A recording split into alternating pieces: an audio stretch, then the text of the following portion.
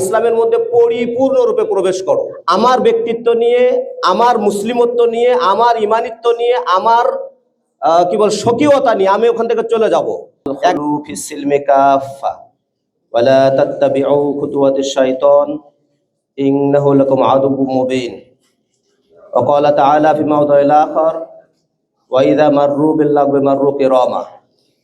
ওয়া ক্বালা তাআলা ফি মাওদি'il আখার ইয়া আইয়ুহাল্লাযীনা আমানুত্তাকুল্লাহা ওয়া কুনু মা'আস সাদিকিন। ওয়া ক্বালা তাআলা ফি মাওদি'il আখার ইয়া আইয়ুহাল্লাযীনা আমানুত্তাকুল্লাহা ওয়া কুলু কাওলান সাদীদা। ক্বালা নবী সাল্লাল্লাহু আলাইহি ওয়াসাল্লাম মান আহদাসা ফি আমরিনা হাযা মা লাইসা মিনহু ফাহুয়া রাদ্দুন। আলহামদুলিল্লাহ, প্রশংসা আল্লাহ রাব্বুল আলামিনের, যার অশেষ মেহেরবানিতে প্রচণ্ড ঠান্ডা কুয়াশা এর ভেতরেও আল্লাহর সন্তুষ্টি অর্জনের লক্ষ্যে আজকে আমরা গুরুত্বপূর্ণ একটি প্রোগ্রামে উপস্থিত হতে পেরেছি। সেজন্য আল্লাহ শুকরিয়া আদায় করে আলহামদুলিল্লাহ। সালাত এবং সালাম আল্লাহর বান্দা এবং রাসূল মুহাম্মদুর রাসূলুল্লাহ সাল্লাল্লাহু আলাইহি ওয়াসাল্লামের প্রতি।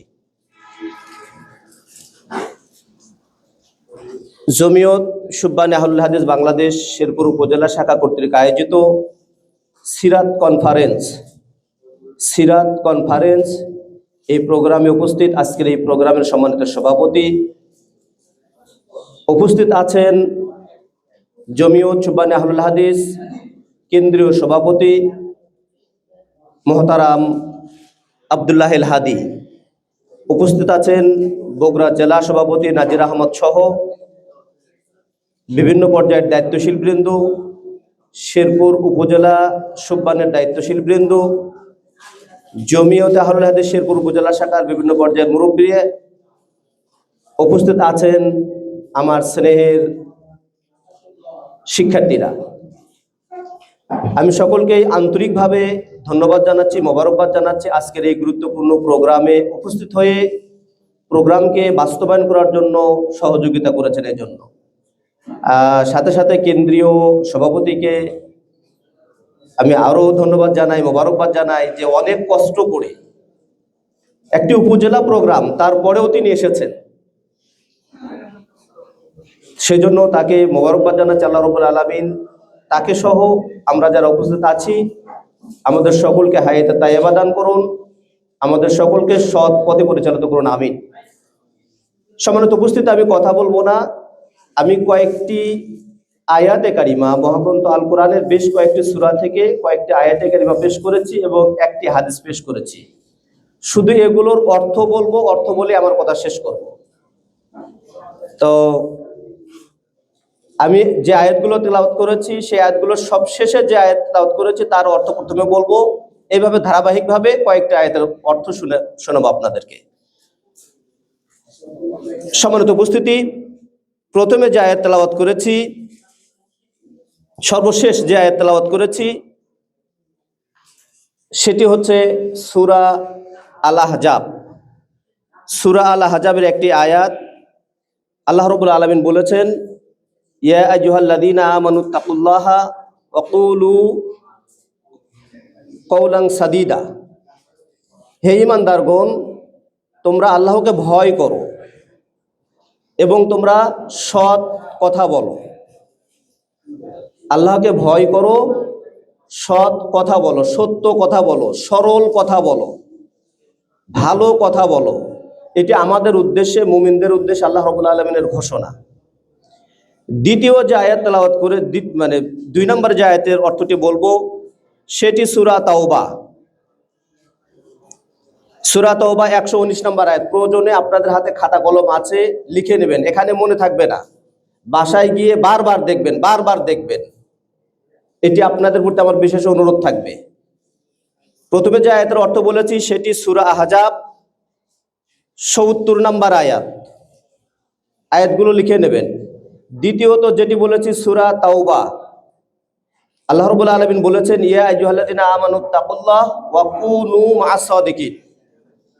প্রথমে আমাদের সকলকে সরল কথা বলতে হবে, সত্য কথা বলতে হবে। আর সত্যবাদী থাকতে চাইলে একা থাকা যায় না, আমি আপনি একা একা সত্য কথা বলে সমাজে, পরিবারে, দেশে টিকে থাকতে পারবো না। সেই জন্য আমাদেরকে সত্যবাদীদের সঙ্গী হতে হবে। সূরা তাওবা 119 নম্বর আয়াত, আল্লাহ রাব্বুল আলামিন বললেন, ইয়া আইয়ুহাল্লাযীনা আমানুত্তাকুল্লাহ, হে ঈমানদারগণ তোমরা আল্লাহকে ভয় করো, ওয়া কুনু মা'আস সাদিকিন, এবং সত্যবাদীদের সঙ্গী হও। সত্যবাদীদের সাথে থাকতে হবে। কোনো মিথ্যুক, কোনো প্রতারক, কোনো ধোঁকাবাজ, কোনো চাপাবাজ, কোনো চাঁদাবাজ, এদের সাথে কোনো সংশ্লিষ্টতা রাখা যাবে না। হ্যাঁ, আপনি তাদের সাথে বন্ধুত্ব স্থাপন করতে পারেন তাদেরকে ভালো করার জন্য। একজন মিথ্যাবাদী, একজন ধোঁকাবাজ, একজন প্রতারক, একজন মুনাফিক, আপনি তাকে ভালো বানানোর জন্য সঙ্গতা দিন। কিন্তু যদি দেখেন যে না, সে ভালো হচ্ছে না, আল্লাহ তাকে হেদায়েত দিচ্ছে না, তাহলে তার সংস্পর্শ আপনাকে ত্যাগ করতে হবে, নইলে সে যে কোনো এক সময় আপনাকে পথভ্রষ্ট করে ফেলবে।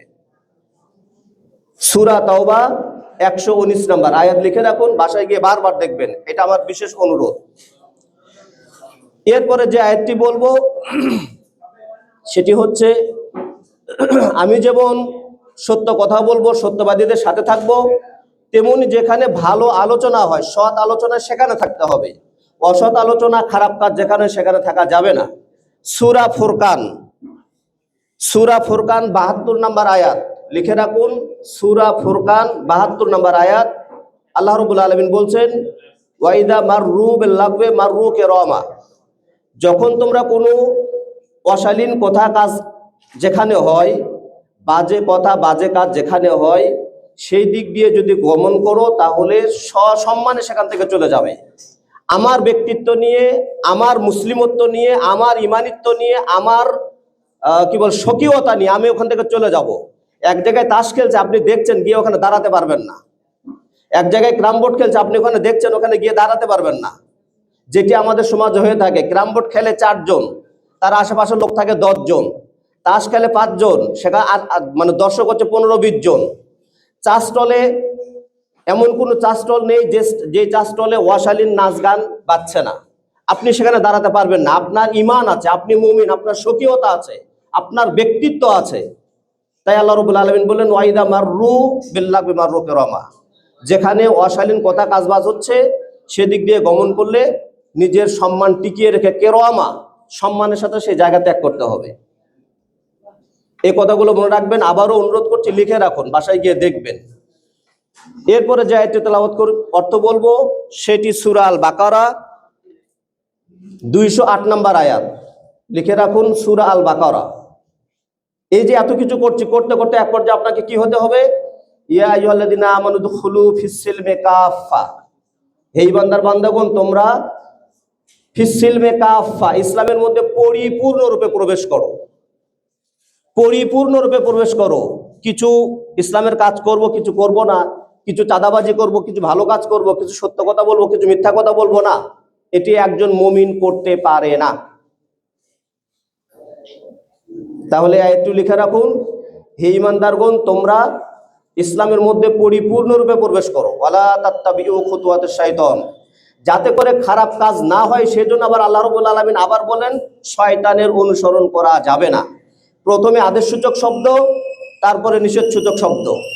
আদেশ করলেন পরিপূর্ণ মুমিন হও, পরে বলছেন শয়তানের অনুসরণ করা যাবে না। শয়তানের অনুসরণ করলেই আপনি ইসলাম থেকে আপনার বিচ্যুতি ঘটবে, ঈমান থেকে বিচ্যুতি ঘটবে, আপনি খারাপ পথে চলে যাবেন, যেটি একজন মুমিনের জন্য আদৌ উচিত নয়।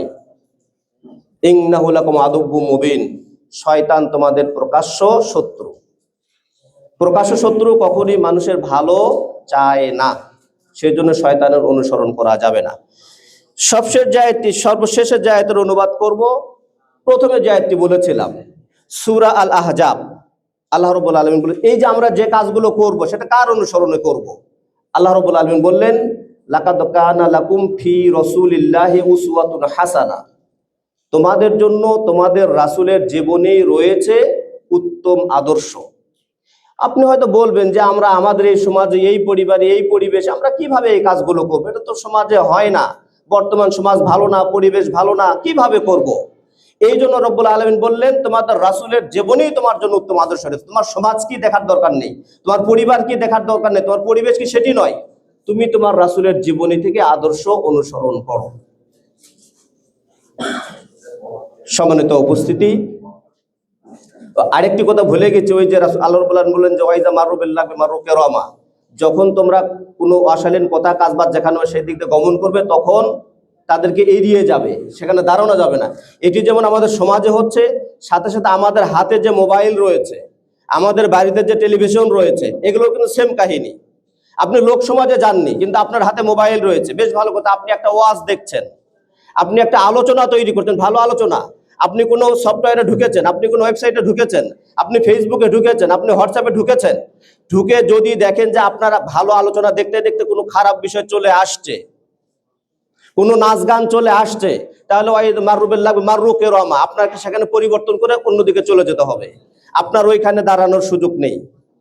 আপনি মোবাইল দেখছেন, ভালো জিনিস দেখতে দেখতে খারাপ একটা কিছু চলে আসলো, সেটা আপনি পার করে দিন, ওখানে চোখ লাগানোর সুযোগ নেই। আসুন সর্বশেষে একটি হাদিস পেশ করেছে, হাদিসের অর্থ বলে শেষ করব। রাসূল সাল্লাল্লাহু আলাইহি ওয়াসাল্লাম বলেছেন, মান আহদাসা ফি আমরিনা হাযা মা লাইসা মিনহু ফাহুয়া রাদ্দুন। আজকের যে প্রোগ্রাম সিরাত কনফারেন্স, এই সিরাত কনফারেন্সকে আমাদের জীবনে ধারণ করতে চাইলে, আমাদের জীবনে মেনে চলতে চাইলে রাসূলের জীবনী থেকেই উত্তম আদর্শ গ্রহণ করতে হবে, অন্য কোনো ব্যক্তির নয়। লাকাদ কানা লাকুম ফি রাসূলিল্লাহি উসওয়াতুন হাসানা। আজকের আমাদের প্রোগ্রামের মূল উদ্দেশ্য এটা, সিরাত কনফারেন্স। রাসূলের জীবনী থেকে আমরা আলোচনা শুনবো, জানবো, তার জীবনীকে আমাদের জীবনে লালন করব, তার আদর্শকে, তার চরিত্রকে আমাদের জীবনে লালন করব, ইনশাআল্লাহ সফলতা আসবে।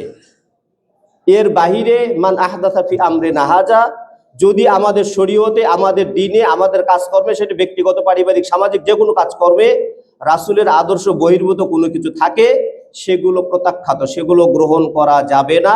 কেউ করলেও আল্লাহ রাব্বুল আলামিন সেগুলো গ্রহণ করবে না। যে আয়াতগুলো বলেছি আশা করি আপনারা অনেকে লিখে নিয়েছেন বা অনেকে মনে রেখেছেন। বাসায় গিয়ে বারবার দেখবেন, বারবার দেখবেন, বারবার দেখবেন, যতক্ষণ পর্যন্ত মুখস্থ না হবে আয়াতের অর্থগুলো, যতক্ষণ পর্যন্ত আত্মস্থ করতে না পারবেন, যতক্ষণ পর্যন্ত আপনার জীবনের সঙ্গে মিলিয়ে নিতে না পারবেন, ততক্ষণ পর্যন্ত দেখবেন। মহান রব্বুল আলামিন আমাদের সকলকে তৌফিক দান করুন। সম্মানিত অতিথি যারা আসছেন তাদেরকে আবারও ধন্যবাদ জানিয়ে, আমাকে কথা বলার সুযোগ দেওয়ার কারণে কর্তৃপক্ষকে ধন্যবাদ জানিয়ে, আপনাদের সকলের সার্বিক মঙ্গল কামনা করে আমার কথা এখানে শেষ করছি। আমিন ওয়া আখিরু দাওয়ানা আলহামদুলিল্লাহি রাব্বিল আলামিন। আসসালামু আলাইকুম ওয়া রাহমাতুল্লাহি ওয়া বারাকাতুহু।